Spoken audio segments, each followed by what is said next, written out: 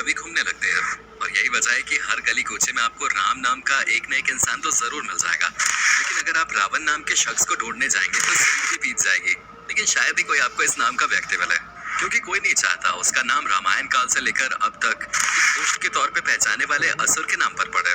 और दोस्तों, अब तक आप रावण के बारे में सिर्फ वही चीजें सुनते आ रहे हैं जो उसे रामायण की कहानी का विलन बनाती है। शायद इसीलिए लोगों को ये पता नहीं है कि असल मायनों में रावण था क्या, वो कितना ज्यादा बुद्धिमान था। असल में क्या आप जानते हैं कि रावण ने भगवान राम के लिए यज्ञ किया था? तो क्या आपको मालूम है कि क्रोधित होकर रावण ने शनि देव तक को बंदी बना रखा था? इसके अलावा फिर रावण के बारे में ऐसी बहुत सी अनकही कहानियां हैं जिनके बारे में जब आप सुनेंगे तो आपके होश उड़ जाएंगे। रावण ने किया था भगवान राम के लिए यज्ञ। दोस्तों, ये बात तो हम सभी जानते हैं कि भगवान श्री राम ने लंका तक जाने के लिए वानर सेना की मदद से पुल का निर्माण किया था।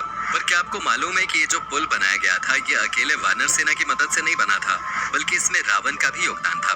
असल में पुल बनाने से पहले सभी ने भगवान शिव की आराधना करे, क्योंकि भगवान राम शिव जी के आशीर्वाद के बिना इस काम को शुरू नहीं करना चाहते थे। अब यज्ञ करने के लिए एक विद्वान पंडित की जरूरत थी, और रावण जितना ही शक्तिशाली था उतना ही विद्वान भी था। और इसीलिए भगवान राम ने रावण को यज्ञ के लिए आमंत्रण भेजा।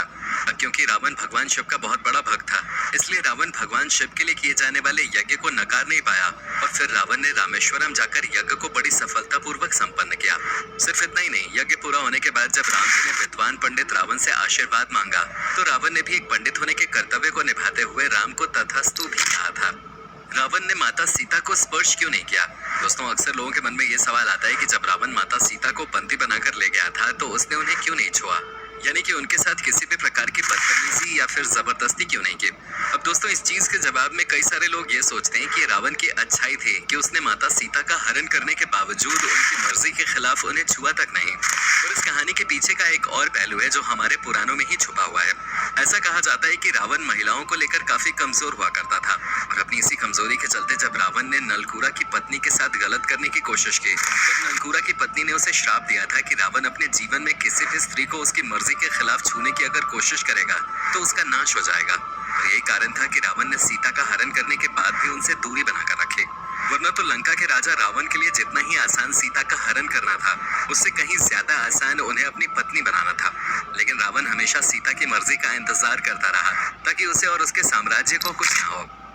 शनि देव को बनाया बंदी। अगर आपको थोड़ा बहुत भी ज्योतिष विद्या और ज्योतिष शास्त्र में यकीन है तो आपको ये बात तो मालूम ही होगी कि इनमें ऐसा माना जाता है कि किसी भी इंसान के जन्म के समय ग्रहों की जो स्थिति होती है उसका सीधा असर उस इंसान की पूरी जिंदगी पर पड़ता है। ऐसे में परम ज्ञानी होने के नाते रावण को भी ग्रहों की स्थिति का बड़े अच्छे से पता था। इसलिए रावण ने अपनी शक्ति के बलों पर 9 ग्रहों को आदेश दिया कि जब रावण के बच्चों का जन्म हो तो सभी ग्रहों को 11वें स्थान पे रहना है। कहा जाता है कि सभी ने रावण की इस बात को मान लिया था, लेकिन शनिदेव रावण की इस बात को मानने से बिल्कुल इनकार कर देते हैं, जाकर 12वें स्थान पर बैठ जाते हैं। शनिदेव का ऐसा करना रावण को अपना अपमान लगा, इसलिए रावण शनिदेव के ऐसा करने से बहुत ही ज्यादा क्रोधित हो गया, और उसने अपनी ताकत का इस्तेमाल करके शनिदेव को कई सालों तक अपने महल में बंदी बनाकर रखा था। और इसके बारे में आप लोगों ने कई सारी कथाओं में भी सुना होगा। रावण के नाम के पीछे की कहानी हम आपको ये तो बता ही चुके हैं कि रावण भगवान शिव का कितना बड़ा भक्त था, लेकिन क्या आपको ये मालूम है कि रावण को उसका नाम भगवान शिव ने ही दिया था? हालांकि रावण को ये नाम किस वजह से मिला इसे लेकर कई सारी कहानियां प्रचलित हैं, लेकिन एक कहानी ऐसी है जिसको अधिकतर लोग सच मानते हैं, और उस कहानी के मुताबिक रावण के जन्म के समय उसका नाम दशानन रखा गया था। पर जब रावण ने लंका पर अपना राज करना शुरू किया तो रावण अपने परम परमेश्वर भगवान शिव से मिलने गया। हालांकि जब रावण भगवान शिव के पास पहुंचा तो भगवान शिव उस समय ध्यान में लीन थे। यही वजह थी कि जब रावण उनसे मिलने जा रहा था तभी वहां रास्ते में रावण को नंदी मिले, और उन्होंने रावण को भगवान शिव से मिलने से रोक दिया। अब इस वजह से गुस्से में आकर रावण ने पूरे के पूरे कैलाश पर्वत को ही उठा लिया था, जिसकी वजह से भगवान शिव का ध्यान भंग हो गया और वो काफी क्रोधित हुए थे। इसके बाद उन्होंने अपना पैर कैलाश पर्वत पे टिका दिया। अब आप जानते ही हैं कि रावण चाहे जितना भी बड़ा बलशाली क्यों ना हो, भगवान शिव के आगे तो उसका बल कुछ भी नहीं है। इसलिए भगवान शिव के पैर टिकाते ही रावण की दोनों हाथों की उंगलियां कैलाश पर्वत के नीचे दब गईं। कहा जाता है कि उंगलियों का पर्वत के नीचे आने की वजह से रावण को इतना दर्द हुआ कि वो जोर जोर से चीखने लगा। रावण के मुख से निकली दर्द भरी चीख इतनी ज्यादा भयंकर थी कि उससे पूरी धरती हिल गई, और यही कारण है कि भगवान शिव ने इसे रावण, जिसका मतलब होता है जोर से चिल्लाने वाला इंसान, नाम दिया। हालांकि रावण का ये जो नामकरण है ये इतनी जल्दी नहीं हुआ था, क्योंकि भगवान शिव के क्रोध के सामने रावण की पीड़ा कुछ भी नहीं थी। और फिर भी रावण इतनी जल्दी हार मानने वालों में से नहीं था। उसने भी ठान लिया था कि वो अब भगवान शिव को खुश करके ही मानेगा। इसलिए रावण ने तांडव करना शुरू कर दिया। जाहिर सी बात है कि कैलाश पर्वत से कुचली गई उंगलियों के दर्द को भूलकर जिस प्रकार रावण भगवान शिव को प्रसन्न करने में लगा हुआ था, उसे देखकर भगवान शिव का मन पिघल गया। क्योंकि भगवान शिव तो वैसे भी बहुत भोले हैं, जो अपने भक्तों की हर मनोकामना पूरी करते हैं।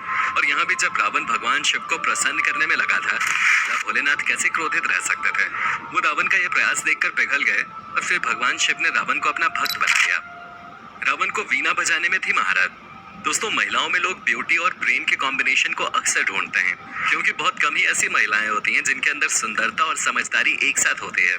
ठीक उसी तरह आपको बहुत कम ऐसे पुरुष भी देखने को मिलेंगे जो न सिर्फ बुद्धिमान हो बल्कि शक्तिशाली भी हो।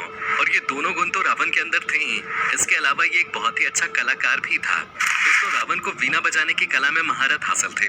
और अगर आपने कभी रामायण को ध्यान से देखा हो तो आप ये बात जानते होंगे कि रावण की सेना के झंडे पर वीणा का चित्र बना हुआ करता है। इसके अलावा ऐसे कई सारे चित्र भी हैं जहां पर आपने रावण को वीणा बजाते हुए भी देखा होगा।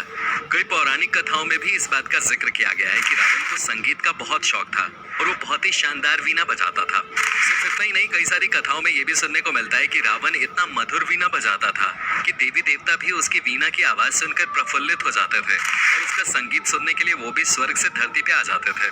ऐसा भी माना जाता है कि रोज रावण भगवान शिव को प्रसन्न करने के लिए भक्ति में लीन होकर वीणा बजाता था।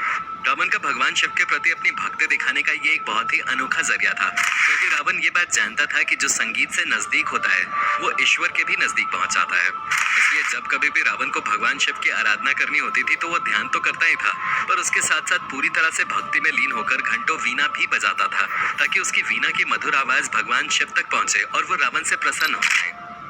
रावण की पूजा। दोस्तों, हिंदू धर्म में तो रावण को एक दुष्ट पापी और असुर के तौर पे दिखाया जाता है। हालांकि कई सारी पौराणिक कथाओं में ये भी बताया जाता है कि अगर रावण के अंदर का अहंकार खत्म हो जाता तो उससे ज्यादा ज्ञानी और शक्तिशाली पुरुष कोई था ही नहीं। लेकिन रावण के अहंकार ने उसका अंत कर दिया। और ये चीज आप भी अपने बड़े बुजुर्गों से हमेशा से सुनते आ रहे होंगे।